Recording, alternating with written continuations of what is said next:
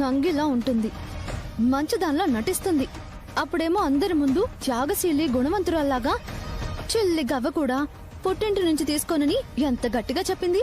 నిజమే నిధి, ఊర్లో సగం మందికి వినిపించుంటుంది. అవునదినా, దారిన పోయేవాళ్ళు, ఇంటికి వచ్చిన వాళ్ళందరూ విద్యను పొగడ్డంతోనే సరిపోయింది. ఇప్పుడు అవసరం వచ్చేసరికి నాన్న వెళ్లి తీసుకోమ్మా అనగానే వెనక ముందు ఆలోచించకుండా తీసేసుకుంది. నేను ఇంటికొచ్చిన కొత్తలో నుంచి నీకు చెప్తూనే ఉన్నాను, విద్యని నమ్మొద్దు, గుంటనక్క బుద్ధి కంటే దారుణంగా ఉంటుంది మీ అక్క బుద్ధి అని. విన్నావా? లేదు. ఇప్పటికైనా పాపం అని దయాదాక్షణ్యాలు చూపించుకు. అస్సలు చూపించను వదినా. సర్లే, బాధపడుకు. నీ బాధని నా పగని ఇప్పుడు క్యారేజ్ తీరుస్తుందిలే. ఏదో గట్టిగానే ప్లాన్ చేస్తున్నట్టున్నారు.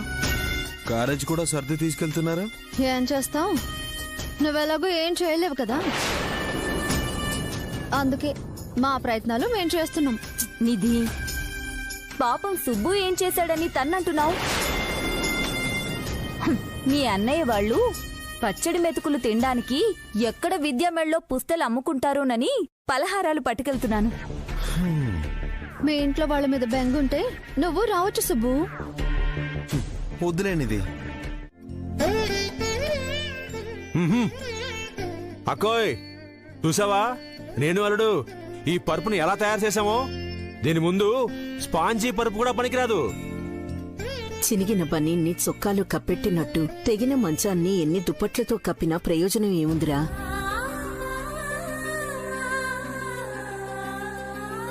అక్క, అతుకుల బతుకుల్ని దాచుకోవడమే కదా అందరం చేసేది. అందరితో మనకెందుకు గాని, దగ్గర్లో ఏదైనా టైలర్ షాప్ ఉందేమో చూడు, నాకు పని దొరుకుతుందేమో.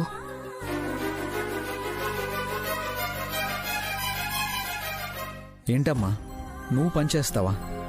10 మందికి కావాలంటే పాలల్లో కాస్త నీళ్లు కలపాలి కదరా. ఉన్న పాలు పంచుకోకుండా నీళ్లు కలిపి ప్రయోజనం ఉందక్క. అట్టాగే ఉన్నంతలో సర్దుకుపోకుండా నువ్వు పని చేయాల్సిన అవసరం ఏముంది? ఇంట్లో ఖాళీగా కూర్చొని చేసేదే ఉంది. అయినా తెలిసిన పనేగా, పెద్ద కష్టం కూడా కాదు మిషన్ కుట్టడం. ఇప్పుడు నువ్వేమంటావు అక్క? గణపతి గాడు ఈ వయసులో నిన్ను కూర్చోబెట్టి చూసుకోలేకపోయినా తల్లిని గడప దాటనివ్వడం లేదనే పేరు ఆడుకుండాలా వద్దా? నేను పనిచేస్తున్నాను కదమ్మా, నువ్వు కష్టపడాల్సిన అవసరం ఏముంది? కష్టానికి కష్టం తోడైతేనే కదరా సుఖం ఉండేది. ఒకరి కష్టంతోనే అందరూ బ్రతకాలంటే జీవితం అంతా కష్టమే మిగులుతుంది. ఊరుకో అక్క, ఎల్లకాలం ఒకేలా ఉంటావా ఏంటి? ఈ రోజు మాస్టరు, రేపు టైం బాగుండి ప్రమోషనింగ్ వచ్చి ప్రిన్సిపల్ అయ్యాడే అనుకో. నువ్వు నన్ను ఊబిలో నుంచి బయటికి లాగుతున్నావా? భుజాల మీద కాలేసి తొక్కుతున్నావా? ఎందుకురా టెన్షన్? నేను మేనేజింగ్ చేసేస్తాగా. నువ్వు చేస్తావు, నేను చేయలేక చస్తున్నాను. నేనున్నాను కదరా. ఏంట్రా మామ అల్లుళ్ళ గుసగుసలు? అవే ఏం లేదక్క, రేపు ప్రిన్సిపల్ అయిపోతే జీతం ఎంత పెరిగిపోతుందా అని మాడేసుకుంటాం.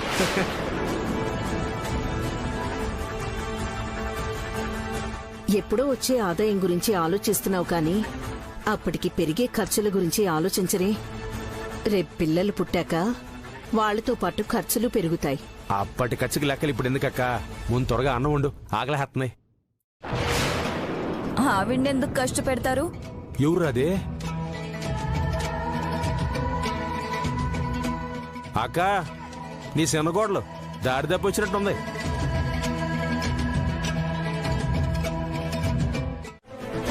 చూడండమ్మా, పస్తులతో చావకుండా పచ్చడి మెతుకులైనా తింటావన్న నమ్మకం ఉన్నందుకు చాలా సంతోషం.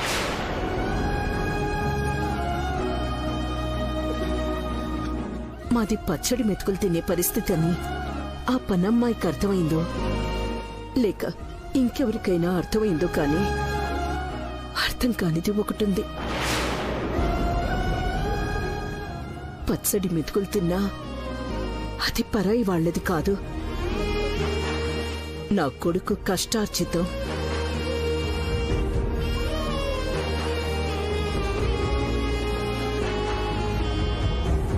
ఒకరి సొమ్ము కానిది. మా కష్టంతో మేం తిన్నది ఏదైనా మాకు అమృతంతో సమానం.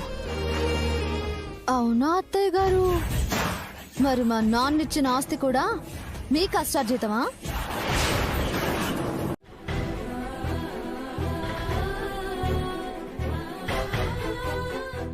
విన్నారు కదా, మా నాన్న చనిపోయాక మా అమ్మ కష్టంతో బతికాం, ఇప్పుడు నా కష్టంతో బతుకుతున్నాం.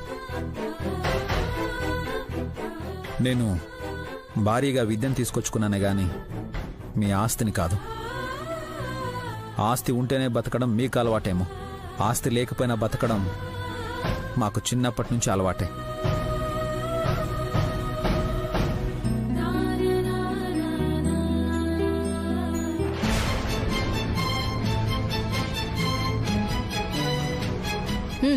తీసుకోండి. అమ్మ విద్య, మీ నాన్నగారి నీకు ఇచ్చింది ఆలకిస్తావేటమ్మా? ఇవ్వనివ్వు మామయ్య, అది మనం వాడుకోకపోయినా వాళ్ళు మాట్లాడుకోవడానికి మాత్రం వాడతారు. ఇవే లేకపోతే వీళ్ళకి మాట్లాడే అవకాశం ఉండదు, మనకి మాట పడాల్సిన అవసరం ఉండదు. వద్దనుకున్న సొమ్ము మా ఇంట్లో ఉందే అని చిన్న బాధ ఉండింది. ఆ బాధ ఈ క్షణంలోనే తీరిపోయింది. తీసుకెళ్ళండమ్మా.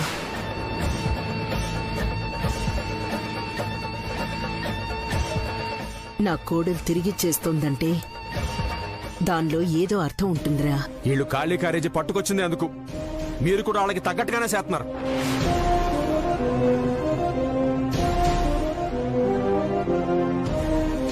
ఖాళీ క్యారేజ్ మాత్రమే తీసుకురాలేదు.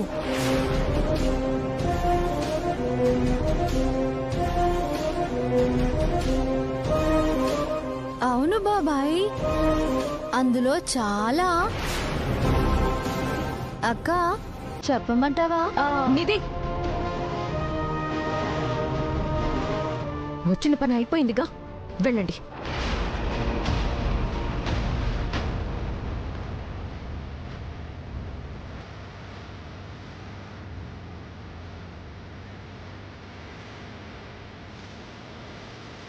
నిధి,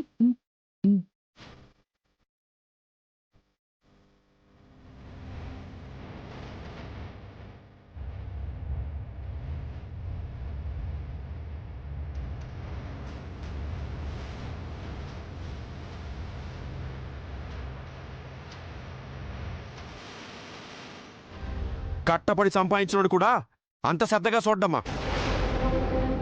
చూసుకుంటే మంచిది కదా అని. అవునవును, అన్యాయంగా లాక్కునే వాళ్ళకి అన్ని అనుమానంగానే ఉంటాయి. అన్యాయంగా లాక్కోవాల్సిన అవసరం మాకు లేదు.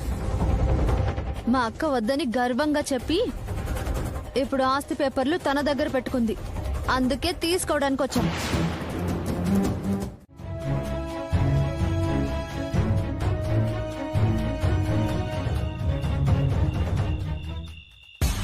గౌరీ, గౌరీ, ఏంటండి? మన ఇంటికి గెస్ట్లు వస్తున్నారు. మంచి ఫ్రూట్ జ్యూస్ రెడీ చేయి. అంత ముఖ్యమైన గెస్ట్లు ఎవరు?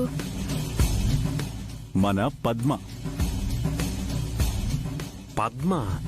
తప్పురా, ఏకవచనంతో పిలవకూడదు, పద్మక్క అనాలి. కొత్తగా ఈ వరసలు పిలుపులు ఎందుకో? మనం మర్చిపోయిన పాత విషయాల్ని కొత్తగా చెప్పినప్పుడు మనము కొత్తగా కొన్ని పనులు చెయ్యాలి. ఏం చెప్పింది? మనం వదిలేసిన వాటిని గుర్తు చేసి మనది మనం ఎలా రాబట్టుకోవాలో వీడికి చెప్పింది కదా. ఆ మాత్రం లేకుండా నేను ప్రత్యేకంగా చూస్ చేయమని చెప్తానా? గెస్ట్లు అన్నారు, పద్మకతో పాటు ఇంకెవరు వస్తున్నారు నాన్న? అన్నయ్య ఇంటిని రావణ కాష్టంలా రగిలిస్తూ ఉండే ఆ ఇంటి చిన్న కోడలు నిధి. ఆ అమ్మాయిని కూడా వెంటబెట్టుకుని వస్తుంది. ఆ అమ్మాయిని ఎందుకు తీసుకొస్తుంది? మనకి ఉపయోగపడే మనుషులు మనకి ఉపయోగపడే వాళ్ళనే తీసుకొస్తారు. అయితే నేను స్పెషల్ జ్యూస్ తీసుకొస్తాను. నువ్వన్నట్లు పద్మక్క మనకి బాగా ఉపయోగపడే మనిషే. నాకు ఆ రోజు మాట్లాడినప్పుడే అర్థమైంది నాన్న. అందుకేరా, ఉపయోగపడే వస్తువుల్ని, ఉపయోగపడే మనుషుల్ని జాగ్రత్తగా చూసుకోవాలి.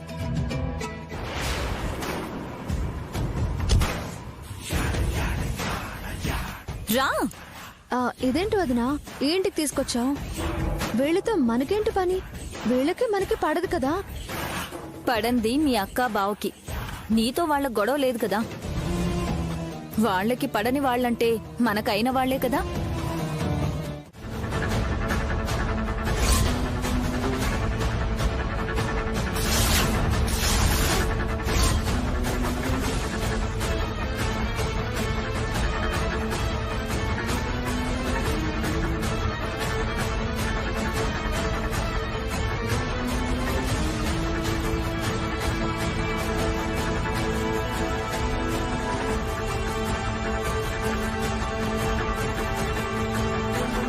అత్తయ్య, మంచినీళ్ళు కావాలా?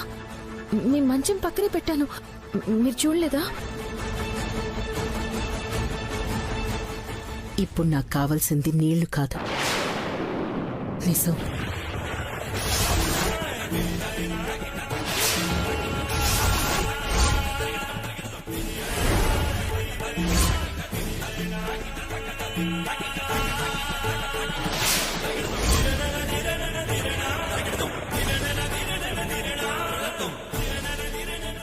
అత్తయ్య వినేసినట్టున్నారండి.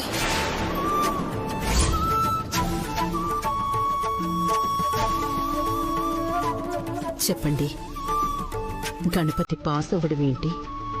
తను పాసే నిన్ను పాస్ చేయించడం ఏంటి?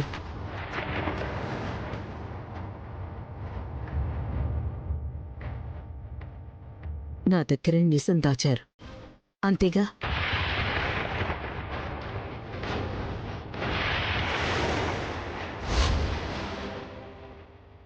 అత్తయ్య, అది నన్ను అలా ఇప్పించగలిగితే తను పాస్ అయినట్టు, నన్ను పాస్ చేసినట్టు, అంతే కదండి? ఆ, ఆ, అంతే అంతే. ఆ, అంతే అమ్మా, అంతే.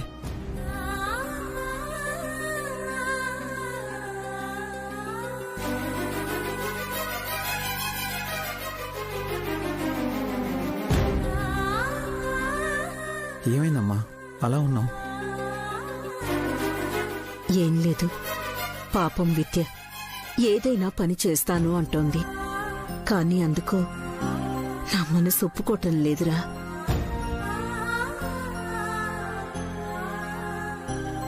ఆదినారాయణ గారి కూతురు చిన్న ఉద్యోగం అంటే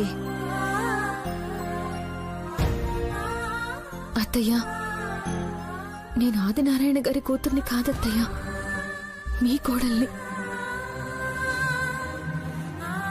మన ఇంటి కోసం, మన కోసం నేనేమైనా చేస్తాను, కాదనకండి అత్తయ్య.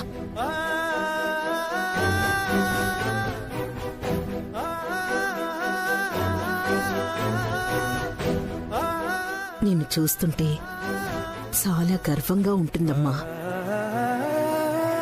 నీలా ఆలోచించే అమ్మాయిలు ఈ రోజుల్లో చాలా తక్కువగా ఉంటారు.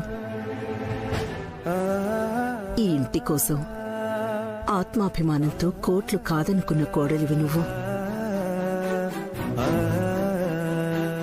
ఇప్పుడు నువ్వు అడుగుతున్న దానికి ఇష్టంగా సరే అనలేకపోతున్నాను. మనసుకి కష్టంగా అనిపించినా సరే అనక తప్పని పరిస్థితి.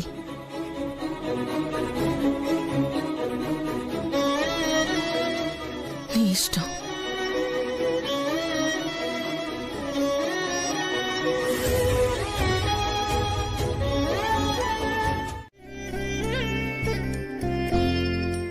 విద్యా, గణపతి, రండి రండి. ఎలా ఉన్నారమ్మా?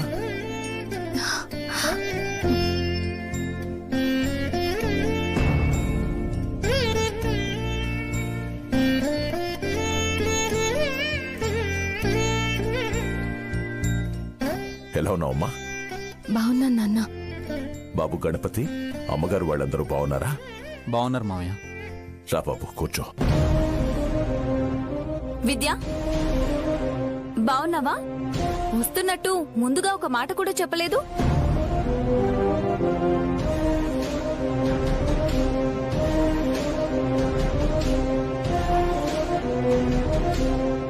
గణపతి గణపతి, నువ్వైనా ఒక మాట ఫోన్ చేసి ఉండొచ్చు కదా.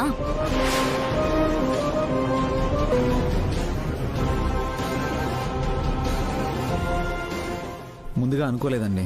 ఉన్నట్టుండి ఇంటికి వెళ్ళాలంటే తీసుకొచ్చాను. సరే సరే, ముందు టిఫిన్ చేద్దురు గాని రండి. తర్వాత తీరిగ్గా కూర్చొని మాట్లాడుకుందాం రండి. అమ్మా పదన్నమ్మా. ఇప్పుడే వద్దు నాన్న, ముందు నేను మీతో మాట్లాడాలి.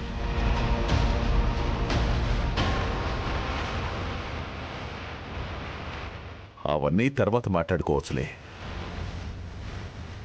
లేదు, ఆయనకి పని ఉంది.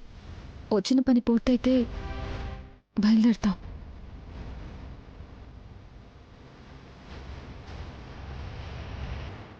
ఏంటమ్మా అలా ఉన్నావు? మాట్లాడడానికి అంత ముఖ్యమైన విషయం ఏముంది? మీకు ముఖ్యమైన విషయం కాకపోవచ్చు, నాకు ముఖ్యమైన విషయమే. అబ్బా, వచ్చిన పని కానివ్వకుండా మాటలతో టైం వేస్ట్ చేస్తావేంటి విద్య? ఏంటోదినా, నువ్వు పెట్టిన భయం బాగానే పనిచేస్తున్నట్టుంది. భర్త పరువు పోతుందంటే, అత్త గుండె ఆగుతుందంటే ఆ మాత్రం భయం లేకుండా ఎలా ఉంటుంది? ఏంటమ్మా కొత్తగా కనిపిస్తున్నావు? మాట కొత్తగా వినిపిస్తుంది. ఏమైంది తల్లి?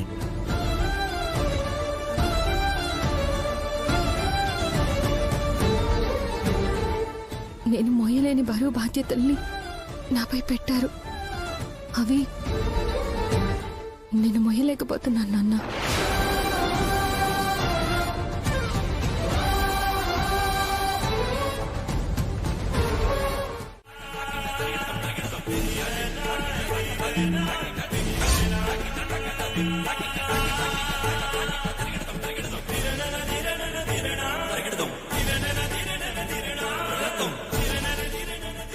వదినా, తీసుకో.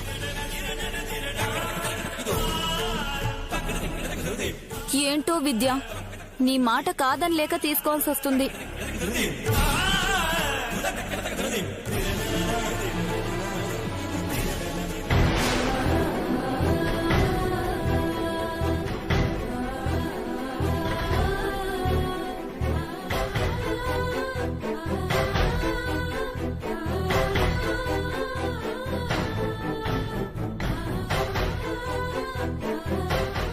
వదినా, ఇది ఆస్తి కాదు, మా నాన్న గౌరవం.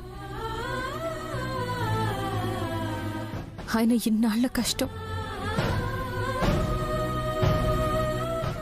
నాన్న, ఆయన గౌరవం ఇక నుంచి నీ చేతుల్లోనే ఉంటుంది.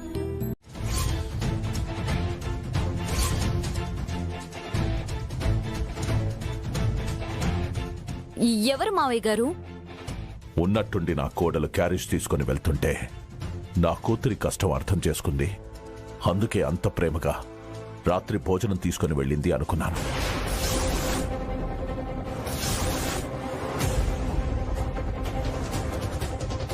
నా కూతురి కష్టాన్ని గుర్తించింది కదా అని చాలా సంతోషపడ్డాను. కానీ నా కోడలు తనకు కావలసింది జాగ్రత్త చేసుకోవడానికి వెళ్ళింది అని ఇప్పుడు అర్థమైందమ్మా.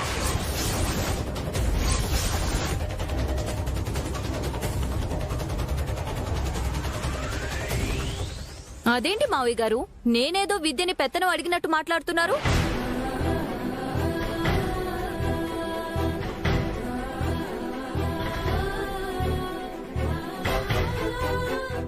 విద్య నా కూతురమ్మా. తనతో పాటు తన ఆలోచనల్ని బుద్ధిని పెంచిన వాణ్ణి. తన గురించి నాకు తెలీదా?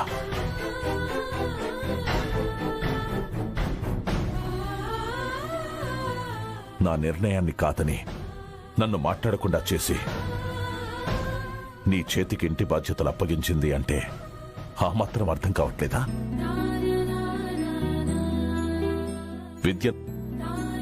విద్య నా నిర్ణయాన్ని కాదు అన్న తర్వాత ఇంకా నీ గురించి కూడా నా దిగులు వదిలేస్తానమ్మా.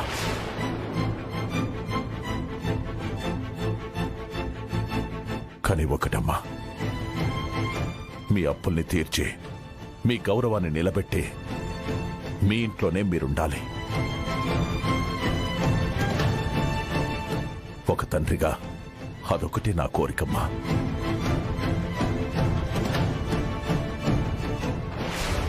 మీరు కోరుకున్నట్టే జరుగుతుంది నాన్న.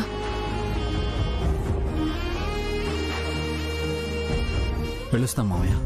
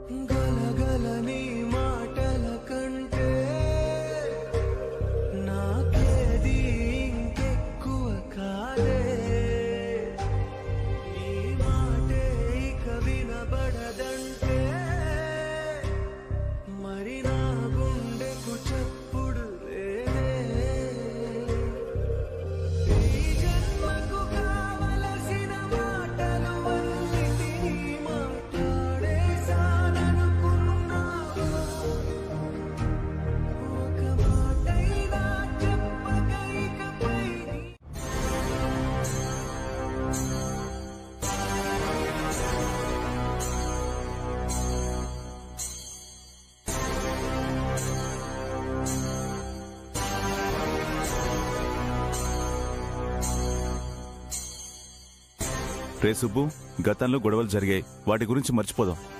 ఎలా మర్చిపోతాను నాన్న? మర్చిపోవాలరా?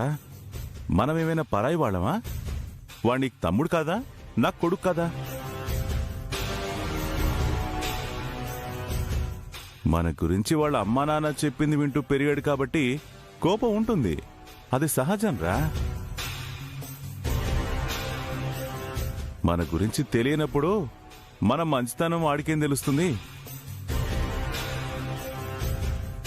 పెద్ద చిన్న లేకుండా ఎంత గొడవ చేశాడు వీడు. గౌరీ, జరిగింది గుర్తు చేసుకోవడం కాదు, జరగాల్సింది చూడాలి. మన బిడ్డే కదా వాడు కూడా. పెద్దవాళ్ళుగా మనం క్షమించకపోతే ఎవరు క్షమిస్తారు? మీ బాబాయ్ మంచి మనసు చూసావా? ఎప్పుడో జరిగిన వదిలేసి నువ్వు విఘ్నేష్ కలిసిపోతేనే మనం కలిసి బిజినెస్ చేయగలుగుతాం. కలవాలని లేకపోతే వాడింత దూరం రాడు కదమ్మా.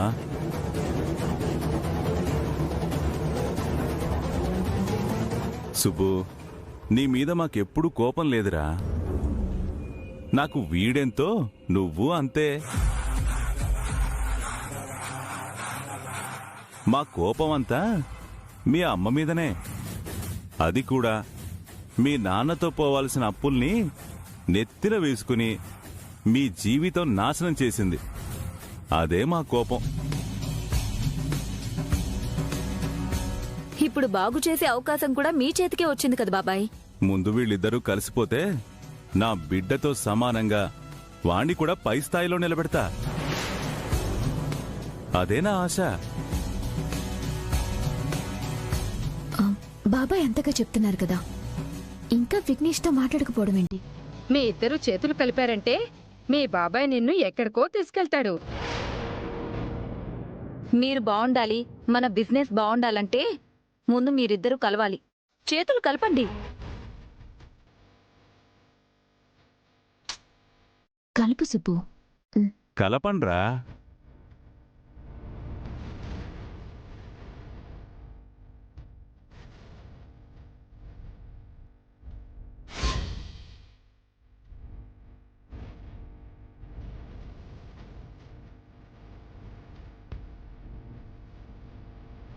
రామ్మా.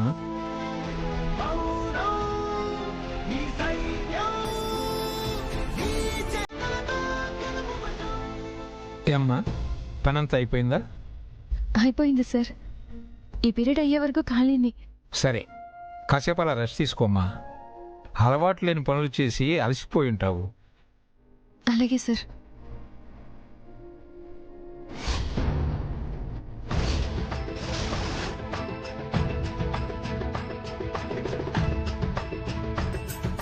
సార్, ఏంటమ్మా? అక్కడంతా బాగా దుమ్ము పట్టింది.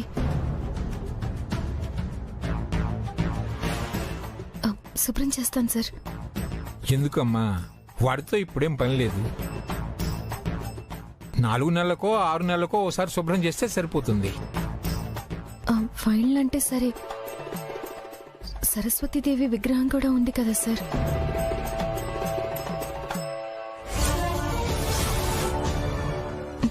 మీకు ఇబ్బంది లేకుండా శుభ్రం చేస్తాను. సరే కానీ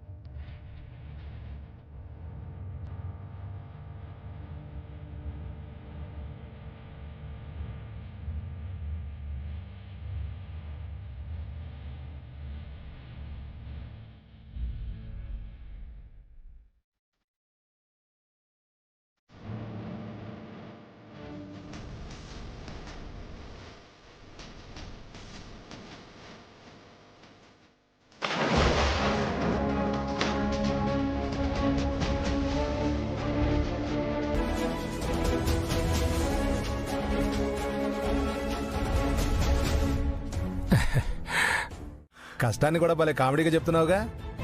అంతేలే, బతుకు తెరువు కోసం కష్టపడి పనిచేయడం తప్పు కాదని మీ గణపతి భార్య కూడా ఇలాగే ఆలోచించిందా ఏంటి?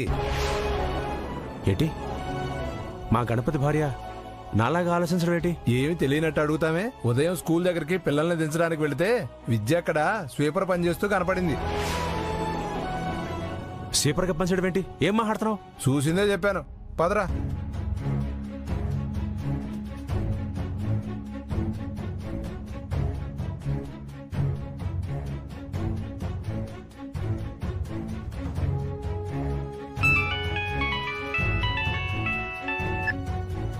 మావయ్య, నీకు 100 ఏళ్ళు. నేనే ఫోన్ చేద్దాం అనుకున్నాను, ఇంతలో నువ్వే ఫోన్ చేసావు. నా సంగతి సరే, విద్య ఎక్కడుందిరా? ఇక్కడే స్కూల్లో ఉంది మావయ్య. ఎరా, నేను విన్నది నిజమేనా? ఏం విన్నావు మావయ్య? మన విద్య స్కూల్లో సీపర్గా పనిచేస్తుందా? అవును మావయ్య. అల్లుడు, నువ్వు ఆడే ఉండి ఆ అమ్మాయితో పని ఎట్టా చేస్తున్నావురా? చెప్పాను, నేను వద్దన్నా చేస్తుంది మావయ్య. నేను పరీక్షలు బాగా రాసి పాస్ అవ్వాలని కరస్పాండెంట్ గారితో నాకు చదువు చెప్పించడానికి తన నిర్ణయం తీసుకుంది. రే, మారాళ్ళ పెరిగిన పిల్లరా, నీకోసం నీ చదువు కోసం అట్టటా పనిచేస్తుందిరా. కష్టం వచ్చినప్పుడు మన కష్టం తీర్చడానికి ఎవరో ఒకరి ద్వారా దేవుడు ఏదో ఒక దారి చూపిస్తాడని నువ్వే చెప్పావు కదా మావయ్య. అదే జరిగింది మావయ్య. ఏట్రా నువ్వు అనేది? అవును మావయ్య, విద్య ద్వారా ఆ దేవుడు మనకి గొప్ప అదృష్టాన్ని ఇచ్చాడు. నేను బిఎడ్ పాస్ అయితే మాస్టర్ అన్న గౌరవం వస్తుంది. దాంతో ఇంతకాలం మన గుండెల మీద మోస్తున్న అప్పుల భారం పోయే దారి కూడా కనిపించింది. ఇవి మామూలు కాగితాలు కాదురా. ఈ స్కూల్ కట్టించిన మీ తాతగారు రాసిన వీలునామారా. ఆ రోజుల్లో పాఠాలు చెప్పే టీచర్లకు జీతాలు ఇవ్వడం కోసం, ఈ స్కూల్ నడపడానికి అయ్యే ఖర్చుల కోసం స్కూల్ను ఆనుకుని ఉన్న 25 ఎకరాల పొలాన్ని కేటాయించారు. ఎవరైతే ఉపాధ్యాయ వృత్తిలో ఉండి గవర్నమెంట్ టీచర్ గా పనిచేస్తుంటారో వారికి పొలం చెందాలని రాసిపెట్టారమ్మా. ఇప్పుడు మీ తాత ఆస్తిని అనుభవించే అదృష్టం, అవకాశం నీకు మాత్రమే ఉంది. రే గణపతి, ఎంత మంచి మాట చెప్పావురా. మన కోట్ల ఆస్తి వస్తుందంటే అది మీ తాత రాసిన ఇల్లమ్మా కాదురా, మన తలరాతలరా. విద్య వల్లే మనకి అదృష్టం మావయ్య. రే బాలు, నేను కనిపించినా కనిపించకపోయినా నా ఒంటి మీద బంగారం అంతా కనిపించేలా ఫోటోలు తీ, అమ్మకు పంపిద్దాం. కూతురు అనుకున్నది సాధించిందని మురిసిపోతుంది. అలాగే.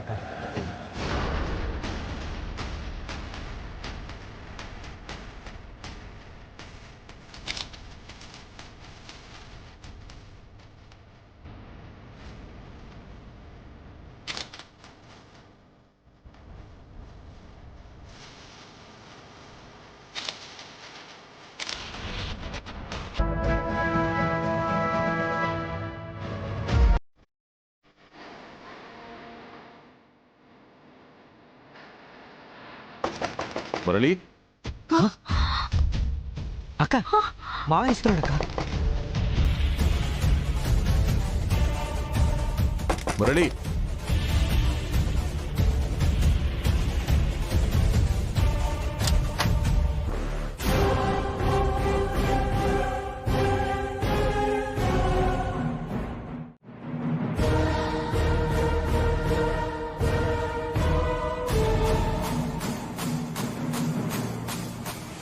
ఏంటమ్మా ఏమైంది? జ్వరం జ్వరం జ్వరం మావయ్య గారు, చలి జ్వరం.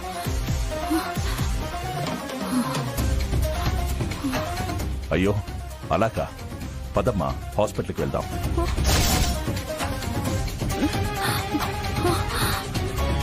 నాన్న, వదినకేమైంది? జ్వరం అంట. ఎప్పటి నుంచి? ఇంతకు ముందే వచ్చింది. ఇంతకు ముందు రావటం ఏంటి?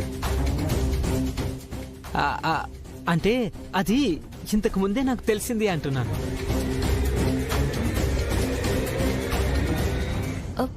అలాగా, మరి చూస్తూ ఊరుకున్నావే వదినా? నేను రాను, నాకు భయం వేస్తుంది, రాను. భయం అంటే జ్వరం ఎలా తగ్గుతుందమ్మా? ఇంతకు ముందే టాబ్లెట్ వేసుకున్నాను మావయ్య గారు, తగ్గిపోతుంది.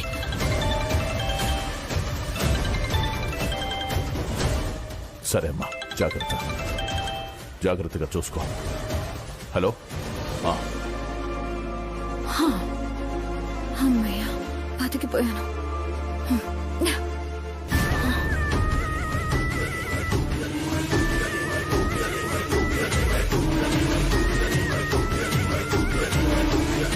ఓ, ఇది బంగారం నాన్నెక్కడ చూస్తారో అని వచ్చిన బంగారపు జ్వరమా?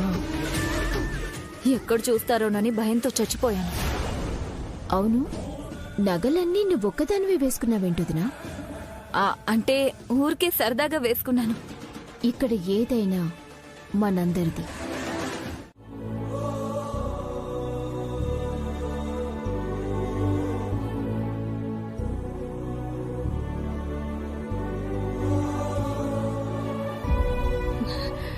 నీ కూలీ డబ్బులు ఇంటికి తీసుకొచ్చి నా చేతికిస్తున్నావా? ఏంటక్క రోజు కూల్ దొరకగానే టెన్షన్ గా వెళ్ళి గవర్నమెంట్ కి ట్యాక్స్ కట్టేవాడు ఈ రోజు ఆ డబ్బు తీసుకుని తిన్నగా ఇంటికి వచ్చాడేంటానా? నా కూతురు చూశాక అటువే వెళ్ళాలనే ఆలోచన చచ్చిపోయిందక్క.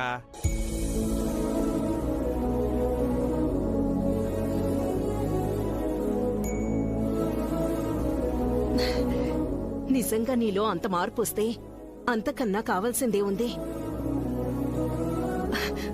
అలాంటప్పుడు ఈ డబ్బులు నాకు కాదురా, నీలో ఈ మార్పు తీసుకొచ్చిన విద్యకివ్వు. అమ్మ విద్య, నీలో ఈ మార్పు వచ్చిందంటే నిజంగా మనకి మంచి రోజులు వచ్చినట్టేరా. ఇందు, భోజనం ఏర్పాట్లు చూడు.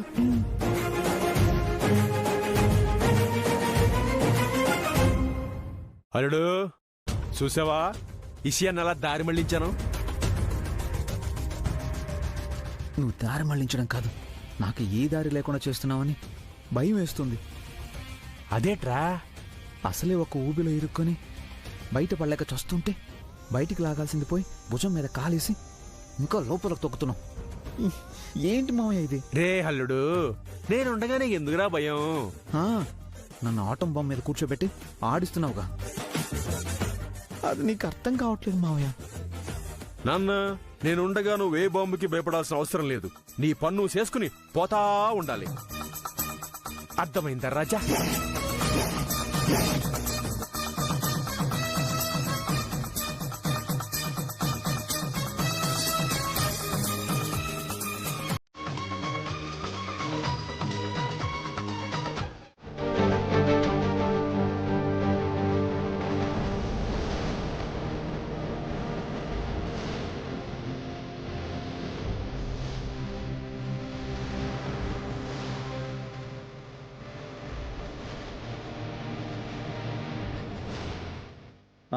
విద్య, పాప మా అమ్మ బయట పడుకుంది. ఎప్పుడు ఆవిడ అలా పడుకోలేదు, నిద్ర పడుతుందో లేదో. అత్తయ్య గారి గురించి అంతగా ఆలోచించాల్సిన అవసరం లేదు. తోడుగా బాబాయ్ గారు ఉన్నారు కదా, మీరు చదవండి.